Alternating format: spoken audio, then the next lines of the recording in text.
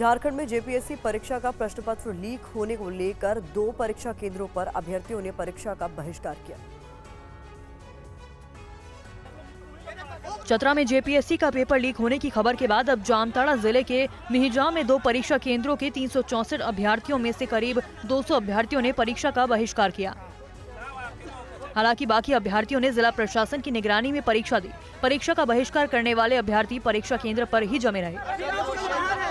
DC के आदेश पर प्रथम पाली की परीक्षा के बाद अभ्यर्थियों को बाहर निकलने नहीं दिया गया। उन्हें जिला प्रशासन की ओर से नाश्ता पानी उपलब्ध कराया गया और फिर दूसरे पाली की परीक्षा शुरू हुई।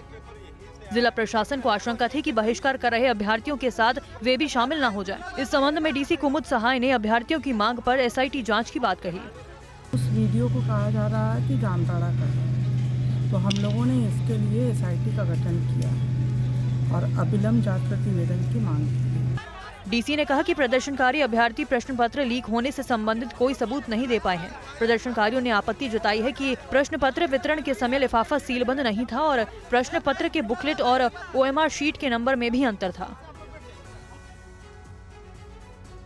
और जेपीएससी पेपर लीक को लेकर प्रदेश में सियासत शुरू हो गई है। बीजेपी ने जहां सीबीआई जांच की मांग की है, वहीं जेएमएम ने बीजेपी पर आरोप मढ़ा है। भारतीय जनता पार्टी के द्वारा रचा हुआ कुचक्र होता है, जिसने अपने पूरे शासनकाल में जेपीएससी के अध्यक्ष जेल गए। किसने बनाया था? बाबूलाल मरांडी जी।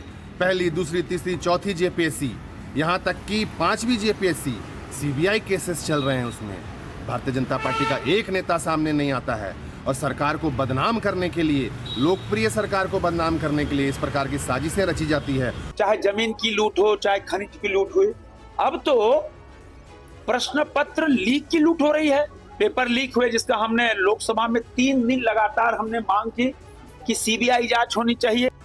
बड़े बड़े लोग इसमें शामिल हैं और पुलिस ने कार्रवाई की तो कोई विधानसभा का डिप्टी सेक्रेटरी पकड़ाया। जिस तरह आज ये घटना घटी है तो हम ये कह सकते हैं कि पूरी जिम्मेदारी और जो भी इसके पीछे हो, एसआईटी गठन कर दोषी को पकड़े और पूरे प्रकरण की शुरू से जितने पेपर लीक हुए हैं उनकी सीबीआई जांच हो।